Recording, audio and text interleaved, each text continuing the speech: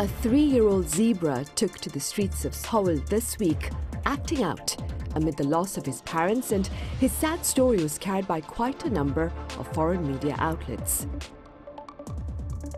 So how did zookeepers manage to coax him back home? Meanwhile, why were drugs related to big names dominating both national and international headlines? And what is the latest with regard to crypto fugitive Kwon Do-hyung, also known as Do-kwon? Welcome to Issues and Insiders. It's that time of the week when we check on stories related to the Korean peninsula that made international headlines as well. And for that, I have Steven Borowiec with Nikkei Asia here in the studio. Steven, it's great to have you back. Happy to be here. Right, I also have Frank Smith with Deutsche Welle live on the line. Frank, it's been a while. Welcome back. Hi, Sunny. Good to be here. Thanks. Right. Steven, let's start on a light note with a coverage by CNN regarding a zebra that I mentioned earlier that had zookeepers chasing after it here in capital Seoul. Well, I think the reason this traveled so much online was just visually. It was a really kind of fantastic thing to see. It really was. Zebra, and like some of the images, we get a really close shot of the zebra, and you can really just see like what a muscular. It's really a striking and kind of very beautiful animal, looking very out of place and very kind of frazzled, running down the very busy streets of Seoul, down some golmok. Some right, kind these of very narrow alleys as well. Yeah, narrow alleyways, and not really sure where it was going. So just if you want a recipe for an online viral story, have a zebra running around one of the densest and busiest cities in the world. So that's definitely a big part of the momentum. But, you know, as you, Sunny, as you alluded in the intro, there is a story here, and it's not an entirely happy story. I think zoo officials said that this animal lost its parents a while ago, and since then has been kind of distraught and confrontational, trying to I think getting in fights with some other animals. And right, the kangaroo next door, was it? I think that's it, yeah. And just, you know, as anyone's been to a zoo can tell you, zoos can be kind of stressful places for animals. You know, these are, over many years of these animals' development, they lived in much broader and more expansive places. They had to might have had more animals to interact with. They would have had to go farther to seek out their food, and when they're in zoos, they get all their food is brought to them. They have people looking at them. You know, sometimes people's behavior when they go to zoos is not very good. They can be sort of disruptive or disrespectful to animals. So animals in zoos are going through a lot, and so as we parse this story, I think we, in addition to just taking in the kind of fantastical element of it, we should keep the broader context of it in mind. You're right, of course, we should. Here in Korea, in Seoul also, Frank, it's not just zoos that accommodate animals, wild animals that is. You can actually see them at some cafes, right? Yeah, sure. They actually want to be perhaps categorized as zoos. In order to avoid being shut down, the government's saying that these types of cafes that often have pretty exotic animals, including sheep, meerkats, raccoons, and turtles, need to be shut down. On the other side of things, there is an element that I think people appreciate here. I think it was the New York Times wrote, on a planet full of screens and concrete and microplastics and floods and fires, the bodies of other animals speak to us still in a way no other language can. And here in South Korea, you know, we really live in an artificial and urban environment, and I think that's what really drives this demand for that type of contact with something from a natural world that we don't enjoy too much, again, here in South Korea. Right. On a more somber note, Steven, Korean actor Yoo Ah-in has been in the headlines both here at home and overseas amid his first interrogation for drug abuse. Do tell us a bit about this unfortunate event and, of course, its repercussions. There's a lot to discuss here. The basics of it are that Yoo is a young and very successful and very talented actor. I personally really was impressed by his performance in the Lee Chang-dong thriller Burning. I thought he was really good in that. But like a lot of celebrities, it seems like he's perhaps turned to certain kinds of illegal substances to maybe manage the stress that goes along with fame. I think this came up when police detected that he had been administered this drug propofol, excuse me, I hope I'm saying that correctly, a kind of unusual number of times. And I think the core purpose of this drug is that it induces sleep and it can create a kind of sense of calmness, but in the way that Yoo is accused to have used it, it would be illegal. And then he had to go in for some tests. And then that turned up evidence of other drugs such as cannabis and cocaine.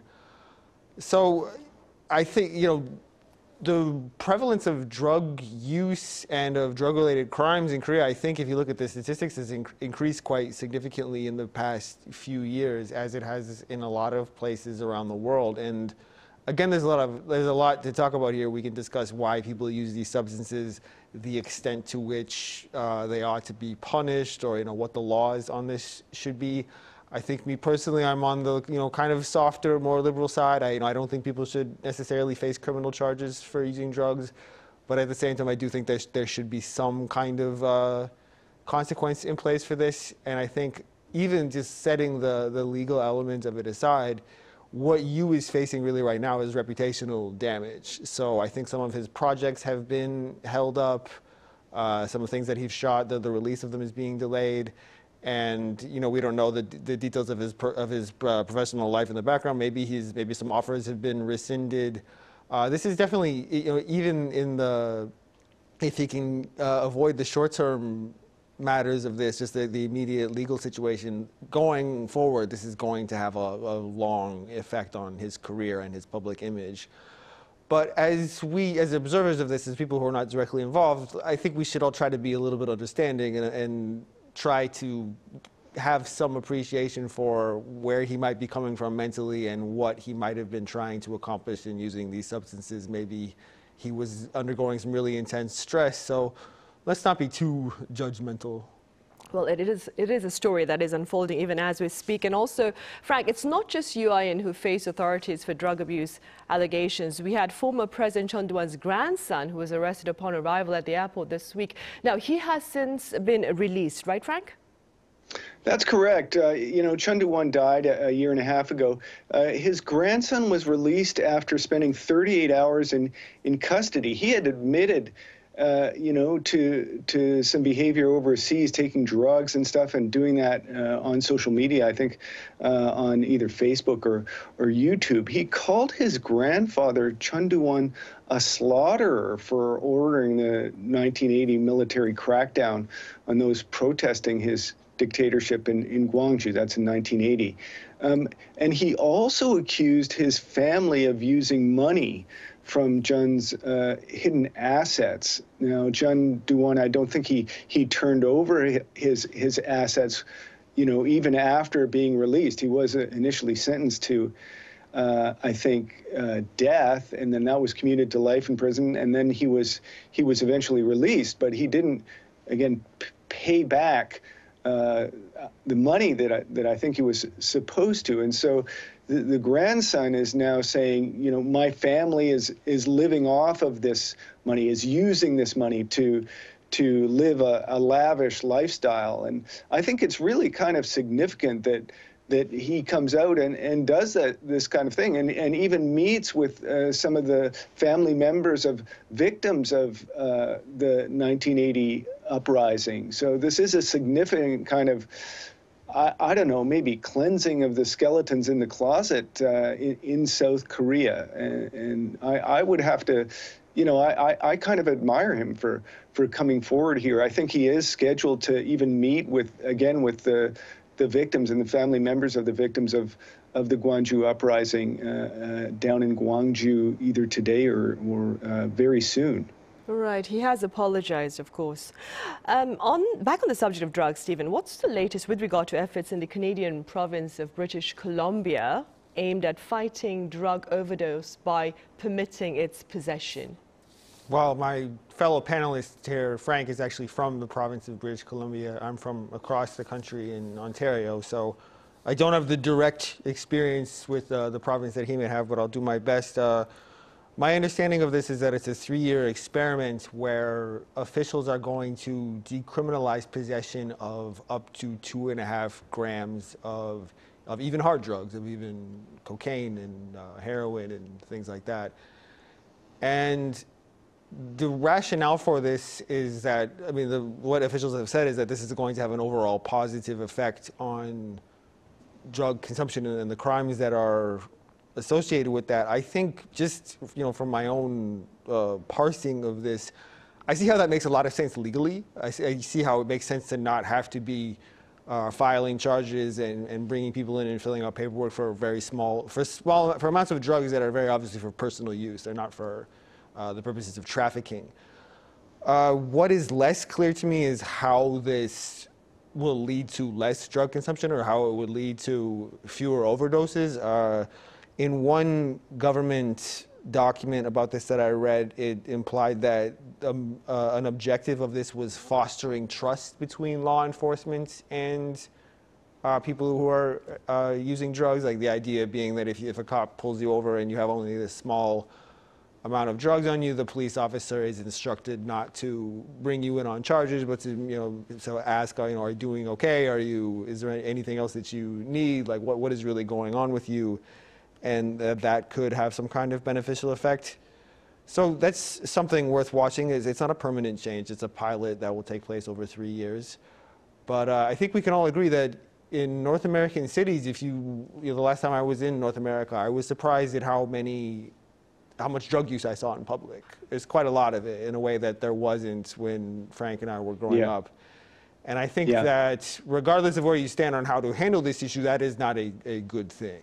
It's not good to have people doing drugs in public. Right, of course not. Yeah. And Frank, what would you like to add to this? Yeah, I got to just weigh in here. There's a whole number of social problems that accompany drug use, and one of them being homelessness and crime. And we've seen in Vancouver, especially, an increase in homelessness as well as violent crime that's associated with that increase in drug use. So these types of measures that, kind of the soft on drugs measures is something that Vancouver and British Columbia have been renowned for. And critics would argue this is causing an increase in these other social problems and hasn't resulted in a reduction of drug use, but an increase in it. So it'll be really interesting, while I don't favor the punitive measures, of locking people up, and I believe in therapy for drug users. I think that, there are other social problems that also need to be dealt with when we talk about trying to combat drug addiction. Right, of course.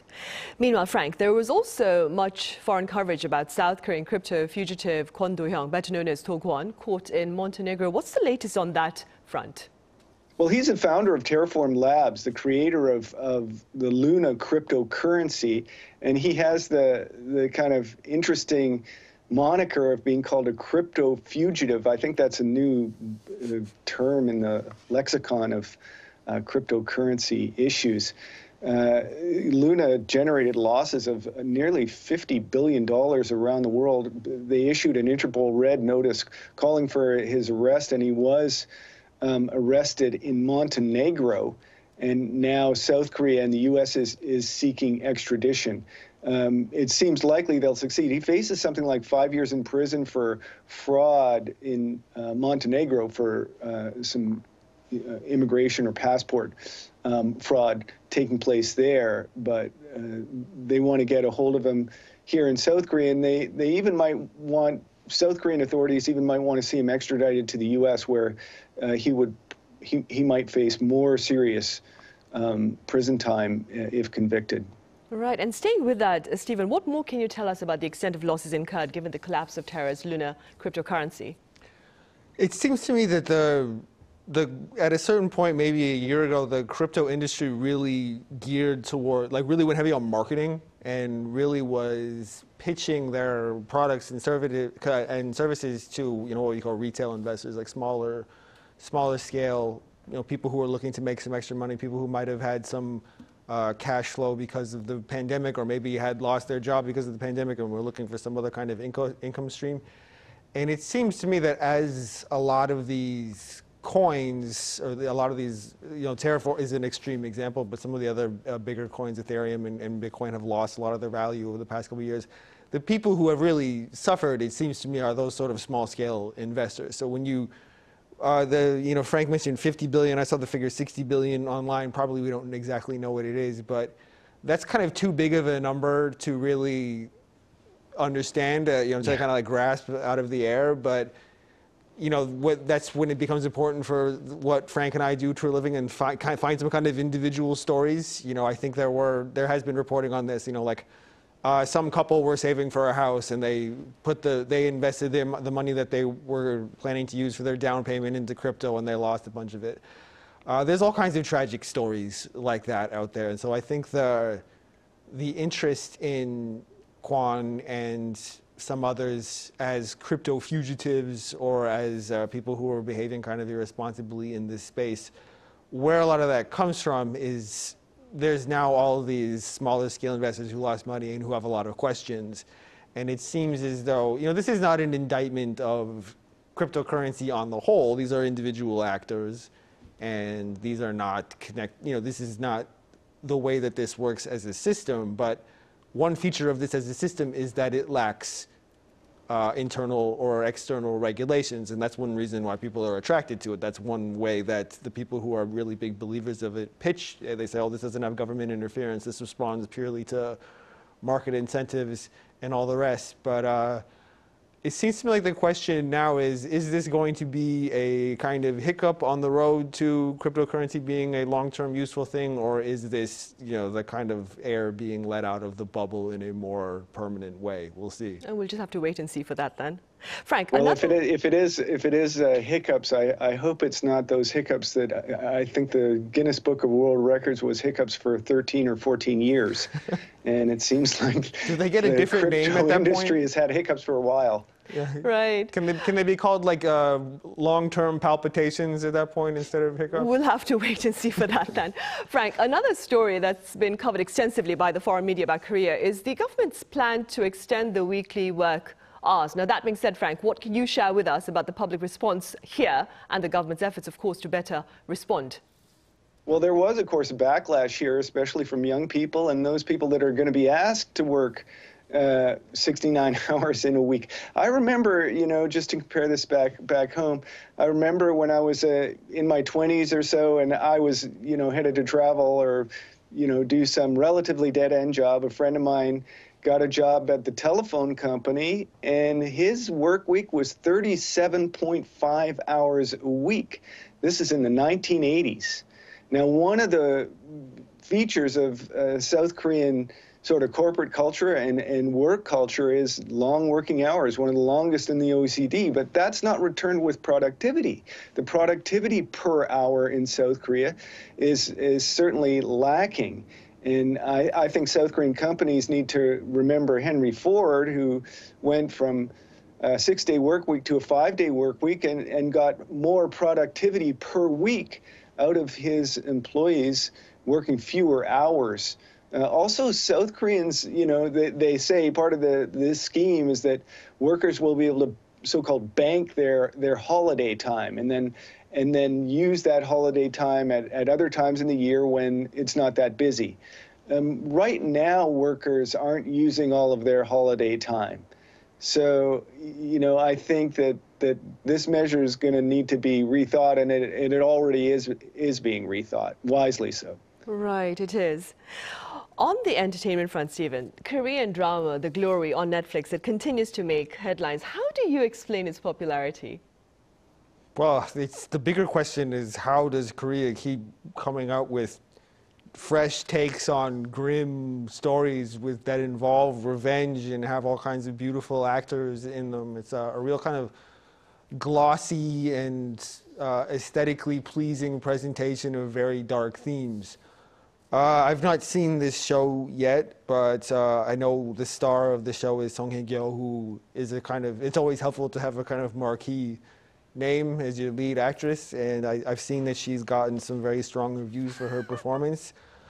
But I have to suspect that a big part of this show's appeal is that it channels the kind of society-wide anxiety about violence in schools and, tension between anybody who ever, when they were a kid, went through something like bullying, or it didn't even have to be something extreme as what we would call bullying, but, antagonistic relationships with other kids, a kid who you kind of admired but also resented, or a kid who was the rich kid in the class but was also kind of mean because of that, or the kid who lacked social skills but had a good heart. You know, those are storytelling themes that I think will never get all the way old. And the question that I come away with this is that old cliche of living well is the best revenge. Does it really make sense to want to dedicate your adulthood to addressing something bad that happened to you as a child? I would say probably not. But it sure does make for an entertaining show, as we're seeing now. Right. And Frank, how do you explain the unrelenting popularity of the recurring theme of revenge in Korean dramas? Well, I think it really tells to the socioeconomic cleavages here in South Korea and the resulting angst. And that's been tapped by South Korean producers. And it's something that's felt really, I think, around the world. We're seeing, the middle class in many countries is getting hollowed out. And a smaller sort of portion of the, I guess, demographic of society is doing well, and a larger portion is working 69 hours a week and still having trouble, paying their mortgage. And so I think these, whether it's Parasite or Squid Game or Glory, I think really it's tapped into that angst, not just here in South Korea, but that socioeconomic, lack of meritocracy and angst that's being felt by people everywhere. Paul Tassi writes in Forbes that while Netflix has made plenty of mistakes, it's a Netflix show, Glory, one absolutely genius decision by them was to invest heavily into Korean content. And so whether, again, you're talking about Parasite or Squid Game or certainly others, South Korea offers a unique window for us to look at societal problems everywhere. One of the things that I say about South Korea is that tremendous growth that took place in South Korea, going from virtually a third world country or a developing country to now on the verge of becoming a fully developed country, or labeled as such. I would argue it really is a fully developed country now. That growth spurt that took place faster than any country in the world can really be instructive. And also the whole high-tech challenges and environmental challenges that South Korea faces can really be instructive. And we're seeing, again, the socioeconomic cleavages born through that development tapped into, again, by some very talented South Korean artists. Right, and hopefully that will continue to be the case in the future as well. Right, Frank, as always, thank you very much for your time and your thoughts today. And Stephen here in the studio, thank you very much for your insights. Thank you. Right, well, that ends Thursday's edition of Issues and Insiders. We return same time tomorrow, that is Friday, with a look at the second summit for democracy. Join us then.